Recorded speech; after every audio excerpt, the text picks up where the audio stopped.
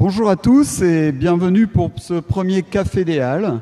Le Café des Halles, c'est un rendez-vous qu'on va essayer de faire régulier parce que la République des Pyrénées et l'Éclair des Pyrénées, c'est-à-dire Pyrénées Presse, tient à participer au succès de ces halles de Pau et être au cœur de la ville.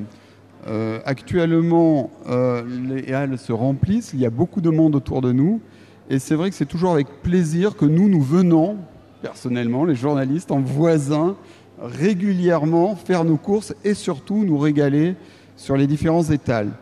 Pour ce premier Café des Halles, donc, nous avons consacré cette rencontre aux femmes à l'occasion de la Journée internationale des droits des femmes. Et nous avons donc invité 3 femmes qui participent à la vie de la cité. Tout à fait à ma droite, il y a donc Chantal Aguerre, qui est percussionniste, ou plutôt elle tient les timbales à l'orchestre de Pau et du pays de Béarn, mais elle a aussi plein d'autres ensembles, nous y reviendrons. Bonjour Chantal. Bonjour. À ma droite, Aurore Méchin, qui est une nouvelle paloise, elle s'est installée il y a 1 an. Originaire de Charente-Maritime, elle a brillé en créant le musée Soulages à Rodez, en participant à la création, et elle est désormais à la tête des musées de Pau, des musées de la ville de Pau, c'est-à-dire le musée des Beaux-Arts et le musée Bernadotte, qu'il ne faut pas oublier, surtout quand on connaît les liens entre Pau et la Suède. Et à ma gauche, quelqu'un que moi je connais bien, puisqu'on l'a déjà reçu pour les étoiles de l'économie, Margrethe Anguerino, qui dirige l'agence FSTL Freestyle, une agence qui a décroché donc au mois de novembre dernier une étoile de l'économie, mais qui est aussi multiprimée. Nous y reviendrons avec les prix Topcom. Bonjour. Bonjour. Alors, on va commencer. La première question, évidemment, c'est que représente pour ces 3 femmes qui font la vie de la cité, que représente ce 8 mars, journée... Alors, il faut... Sophie Borota, il tient. Hein. Sophie Borota m'a bien précisé, c'est la journée internationale des droits des femmes. Qu'est-ce que ça représente pour vous, Aurore Méchin ? Alors, je dirais que c'est avant tout l'occasion de reparler de ces droits qui sont encore à défendre et qui, on le voit dans l'actualité récente quand même, sont toujours un sujet. Et puis, c'est l'occasion, je crois, de créer des espaces de partage, comme aujourd'hui. On voit bien que ça attire l'attention et je me félicite de ce nouveau Café des Halles qui, justement, aborde ce sujet, qui n'est pas toujours facile à traiter et qui sera, j'espère, à l'occasion d'une jolie collaboration. Alors, on s'est aperçu, c'est vrai que ce matin, il y a Bénédicte Mallet, qui est journaliste au Desk Numérique, qui a fait une recherche pour faire le top 10 des articles les plus lus, des portraits de femmes les plus lus. Donc, c'est à retrouver sur notre site et c'est assez intéressant parce que c'est pas forcément les plus grandes figures qui émergent. Et donc, on a des sportives, on a une kiné, et ça c'est vraiment très sympa. Alors, Margrethe, vous évoluez dans le monde de la communication. On a vu récemment quelques articles, est-ce que c'est un milieu sexiste ? Est-ce qu'il y a eu une vague MeToo aussi dans votre secteur ? Alors effectivement, il y a une actualité MeToo dans le secteur de la communication qui vient d'émerger ces dernières semaines. Je pense que c'est quelque chose de global qui n'est pas propre à la communication, les problèmes que connaissent encore les femmes. Et si vous posiez la question de l'intérêt de la journée de la femme et de ce qu'on pouvait ressentir, moi je trouve que c'est une journée qui est malheureusement nécessaire. Malheureusement parce que ça fait quand même un siècle, je crois qu'elle existe cette journée, qu'elle est mondiale. Et c'est quand même dommage de se dire qu'en 2019, même si c'est vrai que ça crée des espaces de partage, on est encore obligés, nous les femmes, au même titre que d'autres populations d'ailleurs, de défendre nos droits. Je vais passer la parole à Chantal Aguerre parce que dans son parcours, Chantal a participé à la création, je pense, d'un orchestre composé uniquement de femmes. Et alors, donc hier soir, on était au concert de l'orchestre de Pau, Et j'ai quand même fait un petit calcul. Je me suis aperçu que moi qui pensais honnêtement qu'il y avait une égalité des hommes et des femmes devant les partitions, eh bien non, il y a encore une majorité d'hommes parmi l'orchestre de Pau Pays de Béarn. Alors, est-ce que c'est quelque chose d'important pour vous? Et est-ce que le fait d'avoir participé aux Pléiades, pourquoi un orchestre spécifiquement féminin? Alors, les Pléiades, c'est une histoire qui date des années 90.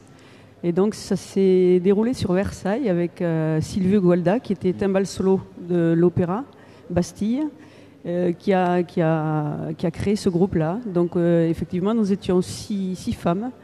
Et voilà, l'idée, c'était vraiment pour lui d'avoir que des femmes jouant de la percussion. Donc, c'était à l'époque, il y en avait peut-être moins que maintenant. Bon, ça commence à...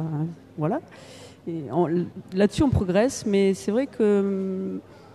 Là, le poste que j'ai moi ici, par exemple, à l'Orchestre de Pau, il n'y a pas beaucoup de femmes encore à ce poste-là dans des orchestres en France. Voilà. Il y a un domaine quand même où les hommes sont encore majoritaires, c'est chez les compositeurs. Oui. Bien sûr, bien sûr. Il y a très peu de femmes compositrices. Il y avait, même à l'époque, il y avait des écrivains, des écrivaines qui utilisaient des noms d'hommes, effectivement, pour écrire, pour être lu. Donc voilà. Mais en tout cas, il y a chef d'orchestre, il y a très peu aussi, compositeur aussi. Musicien, ça commence à augmenter tout ça. Donc l'idée, ça serait peut-être de dire à Faisal Karoui que pour la saison prochaine, il faudrait qu'il nous trouve une création originale d'une œuvre d'une compositrice femme. On peut lui soumettre l'idée. et chef d'orchestre. Au musée des Beaux-Arts, c'est pareil aussi chez les peintres. Vous avez dans vos œuvres. Alors, dans le milieu des musées, il y a deux questions. Il y a d'abord les personnes qui s'occupent des musées. Alors, moi, je dis traditionnellement qu'il y a à peu près 3% d'hommes sur les bancs de l'université, mais la plupart des musées sont dirigés par des hommes. Donc, il faut quand même s'interroger sur cette tradition qui perdure. Ce sont des métiers qui sont devenus mixtes avec le temps. Mais je souhaiterais quand même qu'il y ait plus de femmes dans les musées. Ça apporte quand même aussi, je pense, au débat sur la présentation des collections, puisque les visions parfois peuvent diverger. Et puis, c'est une question d'enrichissement. Ensuite, pour ce qui est des femmes artistes, alors là, c'est une grande question. Il faut attendre la fin de la Renaissance et une artiste qui s'appelle Artemisia Gentileschi, qui a été la première femme artiste. Ensuite, on en retrouve au 19e siècle, mais c'est relativement épars. Et puis la grande révolution, ça va être celle de l'art contemporain, des années 50, 60, avec l'émergence des mouvements féministes. Et puis l'art de la performance et finalement la jonction avec la sphère sociale. La rue va être aussi l'occasion pour les femmes de se saisir de terrain pour l'art qui n'était pas exploité jusqu'alors, puisque la rue, ça offre plus de possibilités que le musée. C'est une manière de contourner l'institution. En revanche, aujourd'hui, si cette création, elle s'affirme du côté féminin, je pense qu'il faut qu'elle soit vraiment encouragée par nos professions et puis par l'ensemble de la population. Mais ça reste encore un terrain à gagner. Oui, il y a quand même des grands noms qui se sont imposés. Récemment, au musée Guggenheim à Bilbao, la rétrospective Louise Bourgeois a été un succès international. Hein. Et puis il y a beaucoup de Palois. Moi, le jour où j'y suis allé, je me suis retrouvé avec des Palois entre. Alors, nous sommes aux Halles de Pau. Sophie Borotra, la directrice des Halles, me disait tout à l'heure que depuis l'inauguration, il y a eu 800 000 personnes qui sont passées. C'est ça, Sophie? C'est 800 000 personnes qui sont arrivées. 800 000 personnes, passage de 800 000 personnes aux Halles de Pau depuis la création. Plus de 800 000, c'est bien ça. Et parmi ces visiteurs, il y a nos trois invités. Et je crois que notamment Margaret a ses habitudes. Voilà. Alors complètement. Nous, on a vraiment adoré l'arrivée des Halles, le renouveau des Halles, parce qu'on a choisi avec l'équipe Freestyle, la FSTL, de pratiquer notre activité au centre-ville de Pau pour d'un côté faire vivre le centre-ville. On fait des achats comme tout le monde chez les commerçants. Et puis également parce qu'on trouve ça super au niveau de la vie. Et c'est vrai que le midi, notamment le lundi, il y avait beaucoup de restaurants fermés. Or, les Halles sont toujours ouvertes. On arrive, on monte à l'étage et puis on a le choix entre Coco. Je peux citer des marques ou ouais, non? Oui, entre oui, allez-y, allez-y. Coco Viette, Balme, des huîtres, enfin plein de choses à des tarifs très acceptables. Donc on est absolument ravis de cette dynamique. On est souvent nous assez stressés dans notre métier et du coup on fait nos petites courses et le soir on a quelque chose à manger de sympa, des fruits, des légumes. Donc on est absolument ravis de la dynamique des Halles. Et à titre plus personnel, c'est vrai qu'il y a un endroit ouvert le dimanche avec de la vie dans les Halles et autour des Halles dès qu'il y a du soleil. Tous les cafés sont ouverts, ça fait vraiment plaisir pour Pau, la ville qu'on adore. Voilà. Et parmi les gens qui ont participé au lancement des Halles, il y a Chantal qui a joué avec l'orchestre de Pau. Ça fait quoi de jouer au sein de Halles ? Alors, c'était pas l'orchestre de Pau, c'était l'orchestre des jeunes Camino, donc qui ont joué ici même pour l'inauguration. Ils étaient jamais venus ici, ils ont découvert cet immense bâtiment sublime. Ça s'est super bien passé et je crois que tout le monde était ravi de voir les Caminos sur ce site-là. Voilà. L'acoustique, ça correspond ou c'est Alors, un peu compliqué ça, quand même? Là, on le voit ce matin, terrible. c'est un peu compliqué l'acoustique. Ça, c'est sûr que c'est pas terrible. Je pense pas adapté à la musique, mais en tout cas, on peut imaginer des choses ici aussi. Et Aurore, dans ses envies, on va dire, dans ses envies de Pau, il y a les interactions. Donc au musée, il y a les interactions entre les œuvres et il y a aussi des envies d'interaction avec la cité et donc peut-être des interactions avec les Halles de Pau bientôt. Oui, tout à fait. Nous, au Musée des Beaux-Arts, on travaille sur l'extension du complexe des arts et l'arrivée de l'école d'art en octobre. Donc l'enjeu, c'est aussi comment le musée et les musées s'insèrent dans la cité. Et donc forcément, nos nouveaux voisins qui sont les Halles, pour nous, c'est un vrai plaisir de voir que cette partie du centre-ville est réinvestie, qu'il y a du monde le week-end, le samedi, le dimanche, et on voit avec l'ouverture des médiathèques le dimanche, avec l'ouverture des musées, bien que ça circule. Et il y a un véritable enjeu pour nous de participer à cette vie de la cité. Ça va dans le sens de notre propre projet. Et on travaille déjà avec Sophie Borotra à l'inclusion d'une petite présentation des collections du musée ici, de l'information. Tout est à créer, mais en tout cas, c'est le cœur névralgique de la cité et c'est pour nous forcément un point de liaison. Et puis depuis peu, on organise une partie de nos repas de vernissage avec la production du marché, parce qu'il me semblait que c'était important aussi de valoriser ça. Donc la dernière fois, c'est Monsieur Loga qui a travaillé avec nous et puis on va continuer à travailler dans ce sens. D'accord. Alors toutes les trois, vous avez aussi une actualité actuellement. Donc on en a un peu parlé avec Margrethe. Margrethe, elle a été primée au mois de novembre dernier parce qu'il y avait les étoiles de l'économie. Et surtout, elle cumule, c'est une cumularde, on peut le dire, elle cumule les prix Topcom. Alors, le Topcom, c'est un peu le César des agences de com. Oui, c'est un petit peu le César de la profession, effectivement. Ce qui est très impressionnant avec les Topcom, c'est qu'en général, c'était vraiment les agences parisiennes qui étaient primées. Nous, on a monté Freestyle à Pau, alors qu'on est une agence de niveau international, national et régional. Donc, on se bat contre des Parisiens. Et donc, le fait de décrocher ces prix-là montre que les territoires sont en train d'émerger. Et ça nous fait grand plaisir parce que c'est le choix pionnier qu'on a fait il y a 15 ans de se battre pour notre territoire. Et on voulait prouver qu'il était possible de monter un siège social à Pau et de rayonner au niveau international. Donc c'est le cas aujourd'hui. On embauche des gens de Pau, de la région, qui donc ont une grande qualité d'expertise à l'international. Donc les Topcom, ça valorise ça.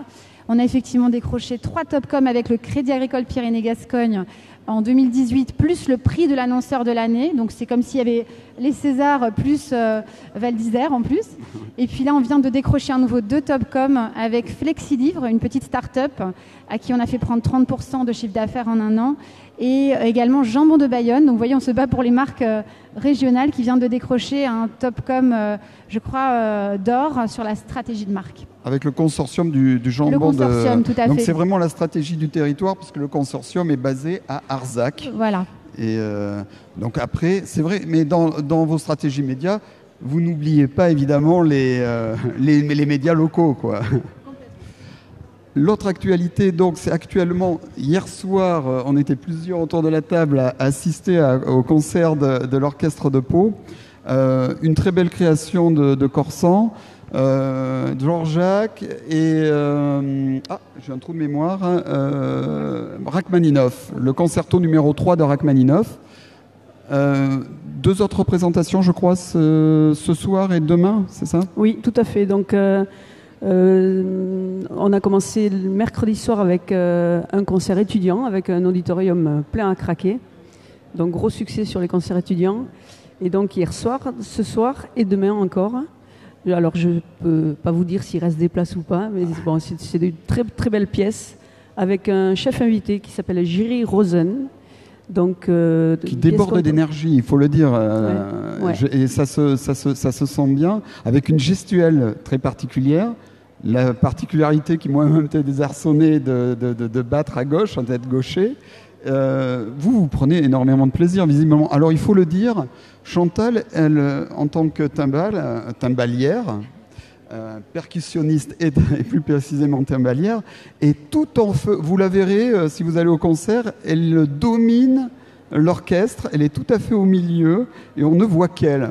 Vous vous mettez dans l'alignement. Si, on voit. C'est vrai, Aurore en témoigne. Donc vous pouvez la retrouver. D'autres projets, vous avez plusieurs ensembles avec lesquels vous travaillez. Vous êtes membre fondatrice d'Archer. Il y a des choses en cours. Je sais que vous avez récemment joué chez des amis le domaine Bordenave à Monin. D'autres projets avec vos différentes casquettes? Là, pour l'instant, il y a plein d'idées dans une boîte. Donc, il faut les sortir au fur et à mesure. Il faut les travailler. L'orchestre joue aussi dimanche prochain à Mont-de-Marsan. Voilà, le concept concert Bordenave dans le Chez, ça se fait chaque année au démarrage de la saison des vendanges. Voilà, avec mes amis vignerons Bordenave que j'apprécie, que je salue énormément. Et on n'a pas abordé une autre casquette de Chantal, elle est à l'école de musique de l'Escar, et là il y a beaucoup d'élèves et de filles. Alors oui, l'école de musique de l'Escar où j'enseigne les percussions, donc là c'est quand même une discipline maintenant qui attire beaucoup de jeunes. Et donc, ma classe est presque pleine. J'ai encore quelques places. Et voilà, c'est une école qui tourne bien, qui marche bien, avec plein de choix de pratiques collectives et d'ensemble. Et on va terminer avec Aurore. La grosse... Alors, il y a une actualité avec un spectacle mercredi prochain au sein même du musée. Du musée, oui. Et jusqu'au 2 avril, l'expo d'ado. Donc on va commencer par parler de l'exposition d'ado pour dire qu'il n'y a pas que la grande plage bleue chez Dado. Il y a tout un tas l'expo permet vraiment de découvrir toute la complexité de cet artiste. Oui, alors effectivement, jusqu'au 2 avril, vous pouvez venir voir l'exposition d'ado, qui est une grande chance pour Pau. Non pas parce que nous l'avons conçu, mais parce que la famille de l'artiste, les ayants droit et puis des collectionneurs privés ont vraiment prêté très généreusement un ensemble de 110 œuvres de l'artiste. Donc c'est une manière aussi de montrer que notre grande plage bleue, qui fait pas moins de 4,30 m, elle s'intègre dans un œuvre plus large. Et puis 2 événements, donc, alors juste un mot sur Dado quand même. Tout à l'heure, on parlait de la journée des droits de la femme. Eh bien, cette exposition, elle a été conçue, et j'y tenais beaucoup, comme une interaction avec la cité, puisqu'en fait, Dado, c'est la question de l'immigration, de la migration, du déracinement, etc. Et je trouvais ça bien que le musée interroge ces questions qui, tous les jours, apparaissent dans les actualités de manière souvent dramatique. Et c'est toujours intéressant le point de vue des artistes sur ces questions-là. Et puis, une exposition, il faut que ça vive. Donc, on a aussi une programmation. Et la programmation, elle est riche la semaine prochaine. Mercredi soir, donc en collaboration avec le théâtre Espace Pluriel, on reçoit un spectacle de danse contemporaine où il sera question du mouvement au quotidien. Et l'idée, c'est que nos danseurs évoluent au contact des œuvres de Dado. Donc ça sera une belle perspective. Et puis, le lendemain, nous recevons Germain Viat pour une conférence qui est ouverte à tous. L'entrée est libre. Ça aussi, c'est une grande chance. Germain Viat, c'est un grand monsieur des musées qui a 80 ans aujourd'hui, qui est l'ancien directeur du Centre Pompidou, qui est l'ancien directeur des musées de Marseille, qui vient d'ouvrir une grande exposition au MUSEM et qui a très bien connu Dado. Donc, et c'est lui qui, dans les années 70, a acquis la toile qui aujourd'hui est au musée, donc pour le compte de l'État. Et donc Germain Viat nous fait l'honneur d'une conférence que j'ai pu lire ce matin, et je peux vous dire qu'elle est très grand public, très ouverte. Les grands penseurs sont souvent des gens qui sont simples en fait dans la restitution. Donc je vous invite à venir parce que c'est un grand homme. Voilà. Et Aurore Méchain, elle le sait inviter les gens, elle le sait attiser la curiosité. Elle a notamment lancé une initiative qui est Une œuvre, un mois. Oui. Alors en fait, c'est un autre volet de notre programme. Donc tous les mois, le premier lundi du mois à 12h45, l'entrée est toujours libre. On présente une œuvre, on rentre en détail dans l'œuvre, ça dure 30 minutes, 40 minutes. L'idée, c'est de montrer qu'une œuvre, c'est une sorte de boîte à outils comme ça et qu'on peut parler de plein de choses en regardant une œuvre tranquillement. Aujourd'hui, les gens, avec les médias, ils regardent vite, ils zappent. Et là, au contraire, on invite à se poser. Et puis, le troisième jeudi du mois, on a lancé des cours d'histoire de l'art gratuits aussi, ouverts à tous. Là, c'est très grand public et l'idée, c'est de montrer comment nos œuvres, elles s'intègrent dans des mouvements. Et puis, voilà, tout ça est en lien et le but, c'est de se faire plaisir. Un autre musée qui relève de votre responsabilité et qu'il ne faut surtout pas oublier, c'est le musée Bernadotte. Tout à fait. Que peut-on découvrir actuellement au musée Bernadotte ? Pour tous les Palois qui n'ont peut-être pas eu encore la curiosité de pousser la porte, donc l'entrée est Rutran ou... L'entrée, elle est Rutran. Elle est Rutran, hein, c'est pour ça, c'est un faux ami. Rutran, le musée Bernadotte, c'est une maison historique, en fait, c'est la maison natale de Jean-Baptiste Bernadotte, maréchal d'Empire, devenu roi de Suède par une succession d'événements que je ne peux pas vous détailler ici. Cette maison, vous pouvez la voir déjà entièrement rénovée, puisqu'au mois d'octobre, à l'occasion de la venue du roi de Suède, on a inauguré la réhabilitation architecturale du lieu. On travaille actuellement à la rénovation intérieure, donc pour le moment, il y a un parcours essentiellement didactique, et d'ici quelques mois, vous pourrez redécouvrir un musée rénové et réhabilité. Et puis, il y a une petite exposition pour les enfants, qui s'appelle la Suède de A à E, donc c'est l'alphabet suédois, et qui permet très facilement d'entrer dans l'univers de la culture suédoise actuelle, puisque ce musée, avec les élus et avec l'équipe des musées, on a souhaité que ce soit une porte sur la Scandinavie et les questions contemporaines. Merci Aurore. Alors on va faire une transition toute trouvée avec une autre exposition qui est à découvrir au Halles de Pau. Vous en voyez une partie derrière moi. C'est l'exposition de Jean-Luc Vertut sur Noust-Soureil. Et c'est Jean Lacoste, adjoint à la culture au maire de Pau, qui va en parler beaucoup mieux que moi. Bonjour Jean. Bonjour. Bonjour. Donc, vous avez pu apprécier le débat et la absolument, qualité des invités. Absolument. Parlez-nous un peu de Jean-Luc Vertut et de cette exposition Noust-Soureil. Comment a-t-elle été créée ? Je crois qu'elle a déjà été sélectionnée quelque part à l'époque. Alors c'est très simple. Cette exposition, effectivement, qui a été proposée par Jean-Luc Vertut, qui est un très grand photographe d'art, visait à mettre en scène les résidents de la maison de retraite de la ville, Noust-Soureil, femmes et hommes. Nous avons exposé cette galerie de portraits magnifiques, artistiques, au Parvis il y a quelques mois. Et nous avons souhaité sélectionner dans cette exposition des portraits de femmes, seniors, comme on dit aujourd'hui, âgées, qui sont des visages familiers emblématiques de la cité, qui ont été ou qui sont encore des usagères des Halles. Voilà, c'est ce le symbole de cette exposition est très simple, c'est que à Pau, la culture est au centre de la cité et que nous souhaitons la faire sortir des lieux dans lesquels elle a l'habitude traditionnellement de s'exprimer. C'est-à-dire que la musique sort de la salle de concert et va dans la rue et dans les halles.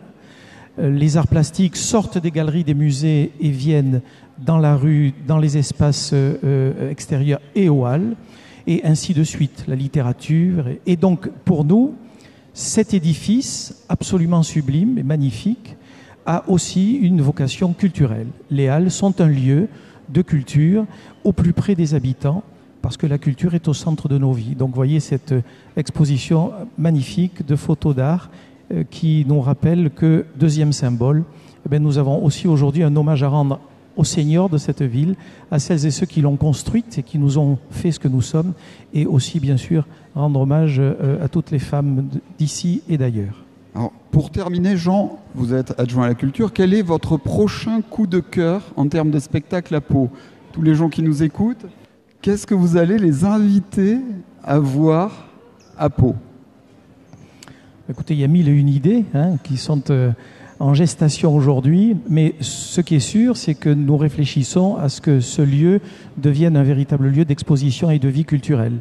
Alors vous avez parlé de concerts, vous avez parlé d'exposition, l'exposition d'Ado qui est une chance pour tous les Palois, et je vais relayer Aurore Méchamp en disant à tous les gens de ce territoire de venir la voir. Le concert, l'orchestre, les caminos, les chorales, les associations. Nous sommes en train de travailler à une grande soirée au Zénith pour le chant choral et à mettre en scène par exemple toutes les chorales du territoire. Mais des projets, nous en avons 1001. Merci beaucoup Jean, merci beaucoup Chantal, merci beaucoup Aurore et Margrethe. Donc c'est la fin de ce premier Café des Halles. On espère qu'il y en aura plusieurs à consacrer à des choses très différentes. On a notamment des idées pour le sport. Et je vous remercie de nous avoir écoutés. Bonne journée à tous et profitez bien des Halles.